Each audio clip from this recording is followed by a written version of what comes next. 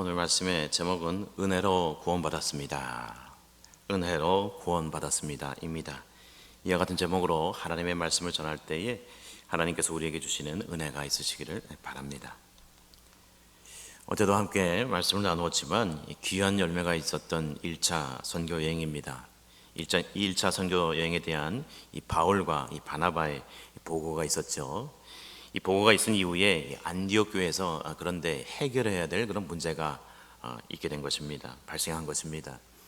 그 중에 하나가 오늘 본문에서 나오는데요, 바로 이방인들의 입교, 그리고 입교와 관련된 율법의 준수의 그 여부의 문제가 이슈가 된 것입니다. 논쟁이 되었습니다.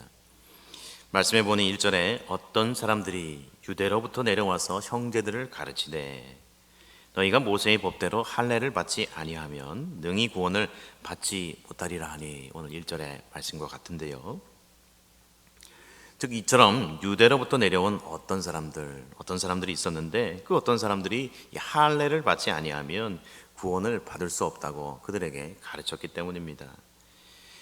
즉 이들의 주장은요, 이 안디옥 교회의 심각한 논쟁거리가 되고 말았는데요. 예를 들어서 이 갈라디아서 2장 3절 4절에는 이런 말씀이 있습니다. 그러나 나와 함께 있는 헬라인 디도까지도 억지도 할례를 받게 하지 아니하였으니 이는 가만히 들어온 거짓 형제들 때문이라. 이처럼 신약 성경에 이 율법에 대한, 이 할례에 대한 그런 논쟁을 통해서 뒤늦게 예수 그리스도를 믿게 된 사람들에 대해서 이 논쟁하는 일들이 왕왕 발생하였습니다. 즉 바울의 입장에서는요, 이들은 이 거짓 형제들로서 이 복음을 굳게 하는 그런 무리들이었습니다. 그래서 오늘 2절은 이들로 인해 일어난 일들을 다음과 같이 말씀하고 있습니다. 바울과 및 바나바와 그들 사이에 적지 아니한 이 다툼과 변론이 일어난지라. 형제들이 이 문제에 대하여 바울과 바나바 및 그 중에 몇 사람을 예루살렘에 있는 사도와 장로들에게 보내기로 작정하니라 라고 말씀을 하고 있습니다. 즉 바울과 바나바와 그리고 이 할례를 곧 구원과 연결시키는 이들 사이에서 무엇이 일어났습니까? 이 변론이 일어난 거예요. 논쟁이 일어난 거예요. 그래서 사도들은 이 문제를 혼자 해결하려고 하는 것이 아니라, 그들의 교회에서만 해결하려고 하는 것이 아니라 예루살렘 교회와 함께 해결하려고 하는 그런 모습을 보게 됩니다. 여기서 이 안디옥 교회, 그리고 안디옥 교회와 이 지도자들은 여러 가지 그런 어려움이 있음에도 불구하고 지도자를 중심으로 이 복음의 그런 핵심적인 가치를 놓치지 않고 지키려는 그런 노력을 하는 거예요. 이 율법으로 인한 그런 논쟁이 있기 때문에 흔들리지 않는 거예요. 복음의 핵심 가치를 붙잡아야겠다라는 생각을 하고 있는 거예요. 또한 이 안디옥 교회는요, 이 문제를 교회 공동체의 그 논의를 통해서 함께 해결하려고 시도하는 모습이 매우 돋보입니다. 독단적으로 행동하거나 그릇된 판단을 하지 않습니다. 어쩌면 안디옥 교회는 자체적으로도 그들 스스로 문제를 해결할 수 있었지만 그렇게 하지 않습니다. 예루살렘 교회의 사도들과 또한 이 장로들의 권위를 존중하고 그들의 의견을 경청하려고 하는 그런 성숙한 모습을 이 교회의 모습을 통해서 확인할 수가 있습니다. 여러분, 안디옥 교회의 이런 모습은 교회를 섬기는 데 있어서 우리가 또 모델로 살펴봐야 될 매우 바람직한 모습입니다. 그 이유는 이 교회의 하나됨은 이처럼 서로 배려하고 존중하는 모습을 통해서 지킬 수 있기 때문입니다. 가정도 일터도 또한 마찬가지 원리입니다. 그러므로 사랑하는 여러분, 어려운 일이나 이 문제일수록 더욱더 서로 존중하고 서로 소통을 통해서 해결할 수 있는 그런 안락의 성도님들 되시기를 주님의 이름으로 축원합니다. 아멘. 3절에서 5절까지의 말씀인데요, 이 3절에서 5절까지 말씀은 이 바울과 안디옥 교회의 대표들이 그 예루살렘으로 향하여 가는 그런 여정을 보여줍니다. 오늘 본문의 두 번째 내용인데, 특별히 오늘 3절 말씀 보니 그들이 교회의 존성을 받고 베니게와 사마리아로 다니며 이방인들이 주께 돌아온 일을 말하며 형제들을 다 크게 기쁘게 하더라라고 말씀을 하고 있습니다. 여러분, 바울과 그 동료들은 예루살렘으로 가기 위해서 이 베니게, 그리고 어디입니까? 이 사마리아를 통과하는 그런 길을 택하게 되는 것이죠. 이 길은 지형상으로 이 안디옥에서 거의 일직선상으로 예루살렘에 이르는 약 400km에 해당하는 아주 멀고 또 험한 그런 여정이었다고 합니다. 아주 긴 여행길이었어요. 그런데 이 할례의 문제로 인해 발생된 이 복음의 본질을 다루는 이 중요한 문제를 해결하기 위해서 이 예루살렘에 가는 그 긴 여정의 중간입니다. 그것 하나 집중하기도 어려운데 이 바울과 일행들은 이 경유하는 지역이었던 이 베니게 그리고 사마리아로 다니면서 이방인들이 들어온 이 하나님의 은혜의 역사를 이들에게 더불어 함께 나누는 거예요. 사실 이 경유한 이 지역인 이 사마리아, 이 베니게 역시 이 사도들이 그 전에 선교했던 전도했던 그런 지역입니다. 그 열매 중에 하나입니다. 즉 바울 일행은 이들에게 복음의 역사들이 여러분들에게 일어난 것처럼 지금도 계속해서 일어나고 있습니다. 하나님의 나라는 확장되고 있습니다. 라는 그런 기쁜 소식을 나누고 싶었던 것입니다. 사실 사도 바울은 어떻습니까? 머리가 아팠을 거예요. 골치 아픈 신학적인 문제를 안고 그것을 처리하려 가는 그런 와중이었습니다. 그런데 그럼에도 불구하고 하나님께서 주신 영혼 구원의 열매와 이 복음 전파의 나눔의 기쁨을 그것을 나눌 기회를 그들은 어떻습니까? 놓치지 않는 거예요. 보다 본질적인 것을 놓치지 않는 거예요. 여러분 이런 모습들이 바로 교회의 자세요, 사역자의 자세인 것입니다. 우리도 그렇지 않습니까? 교회 안에서 여러 가지 일도 해결할 일도 있을 때 우리가 머리 쓸 일들이 있어요. 그래서 우리가 때로 이 성령의 기쁨을 소실할 때가 있는데 그러면 안 된다는 거예요. 교회에도 많은 일들이 있지만은 이 성령님께서 우리에게 주시는 그런 기쁨을 놓치지 않는 것이 중요하다는 것입니다. 우리 개인도 그렇고 내가 맡은 사역도 그렇고 그 소모임에서 우리는 이것을 놓칠 때가 너무나 많아요. 근데 성령님은 그것을 기뻐하지 않으시는 것입니다. 바라기는 이런 기쁨을 놓치지 않고 성령을 소멸치 않고 동행하는 우리 안락의 성도님들 다 되시기를 주님의 이름으로 축원합니다. 아멘. 우리 연이어 4절 5절입니다. 우리 4절 5절 한번 천천히 같이 읽어볼까요? 예루살렘에 이르러 교회와 사도와 장로들에게 영접을 받고 하나님이 자기들과 함께 계셔 행하신 모든 일을 말하며 바리새파 중에 어떤 믿는 사람들이 일어나 말하되 이방인에게 할례를 행하고 모세의 율법을 지키라 명하는 것이 마땅하다 하니라 라고 말씀합니다. 이 말씀은요, 이 목적지인 예루살렘 교회에 도착한 이 바울과 바나바는 이 교회 그리고 장로, 그 사도들의 그런 반가운 영접을 받게 돼요. 다 나온 거예요, 시쳇말로. 그런데 이 바울의 이 하나님이 행하신 일에 대한 이 보고를 들은 이들 중에서 그런데 불현듯이 바리새파 중에 회심자 한 사람이 일어나는 거예요. 그리고 이방인에게 할례를 행하라고 모세의 율법을 지키게 하는 것이 옳다고 그것을 강하게 어필을 하면서 도착한 지 얼마 되지도 않았는데 그것을 이야기하는 것입니다. 오늘 6절입니다. 사도와 장로들이 이 일을 의논하려 모여라고 이 짧은 구절은 그 다음의 상황을 말씀하고 있습니다. 일단 이 사도와 이 장로들이 모였다는 것 자체가 예루살렘 교회가 이 문제를 얼마나 진지하게 다루고 있는가를 알 수 있는 그런 대목입니다. 그 리더들이 모인 거잖아요. 사도, 장로. 리더들이 모여서 머리를 맞대고 이것을 의논하려고 하는 거예요. 근데 자세히 살펴보시면 앞에 이 4절에는 이 환영시에 온 교회와 사도와 장로들이 모였다 이렇게 기록하고 있지만은 정작 중요한 일을 의논할 때는 사도와 장로만이 모였습니다. 즉 일이 구분되는 거예요. 앞에 이 환영의 그 시간에는 모든 교회와 평신도들도 다 모였고 이 논의를 하는 데는 리더 그룹들만 모여서 이 일의 분배가 있음을 확인할 수가 있습니다. 즉 이방인들의 입교하는 그런 문제는 예민한 문제이기 때문에 일반 성도를 제외한 교회 지도자들만이 모여서 함께 논의한 것입니다.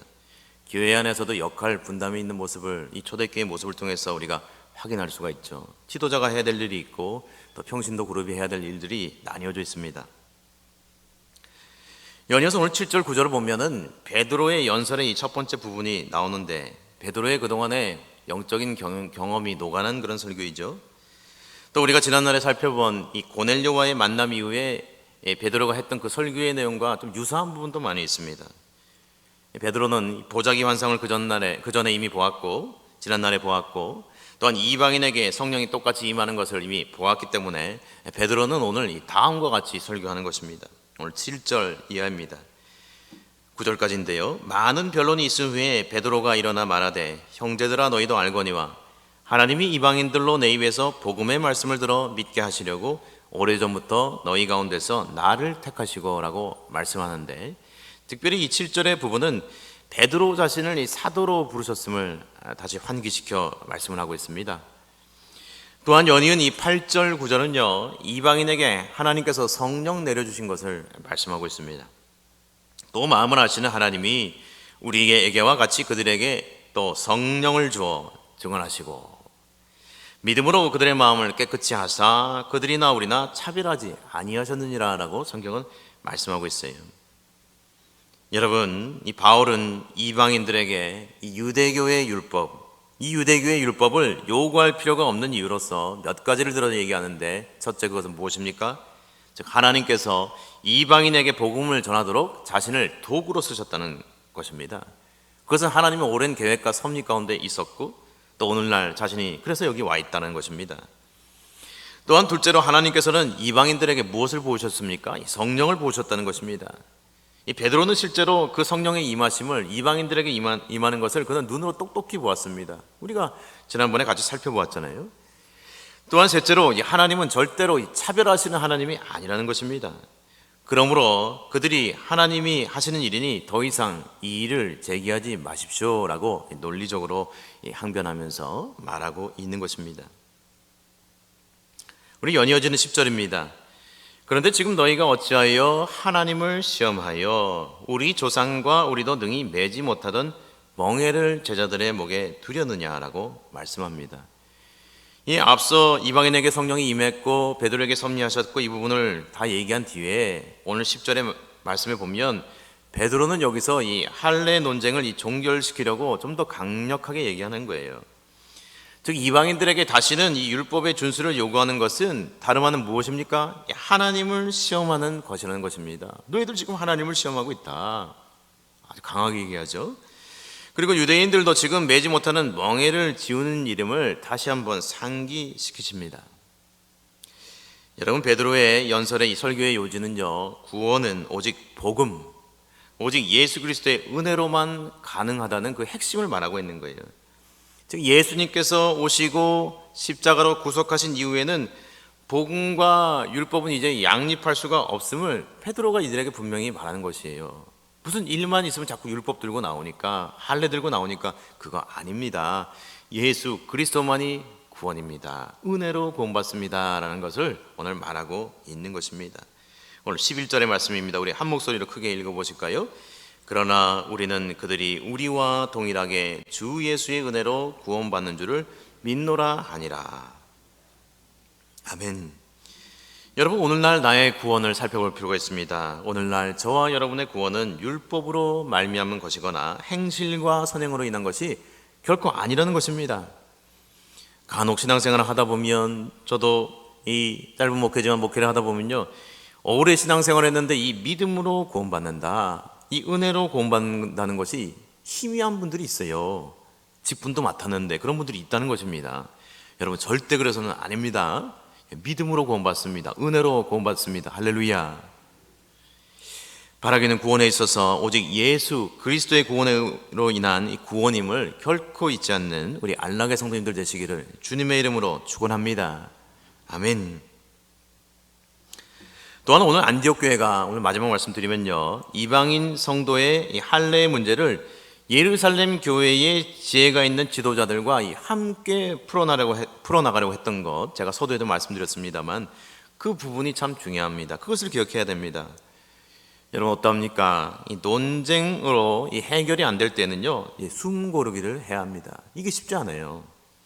해결이 안 될 때는 잠깐 이 정회를 하고 같이 의논하고 서로 돌보는 그런 일들이 있어야 돼요. 또한 이렇게 숨을 고른 뒤에는 나아가 문제를 회피하지 말아야 합니다. 오늘 그 교훈을 주고 있어요.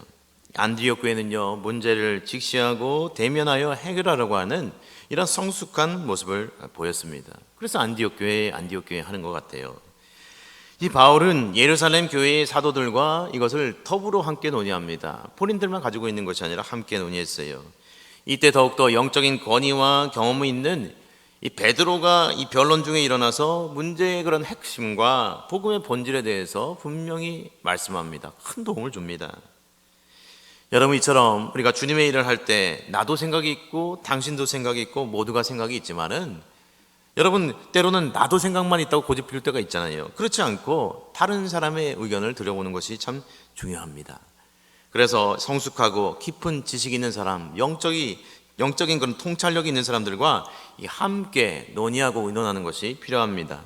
오늘 베드로가 그 역할을 감당하고 있습니다. 사랑하는 여러분, 말씀을 정리합니다. 흔히 어느 분이, 교계의 지도자분이 이런 얘기하는 것을 들은 일이 있습니다. 교회의 성숙함은 예배와 봉사를 통해서 드러나기도 하지만은 회의 시간에 드러납니다. 이 목회 구단의 이 원로급의 목사님이 그런 얘기를 하셨어요.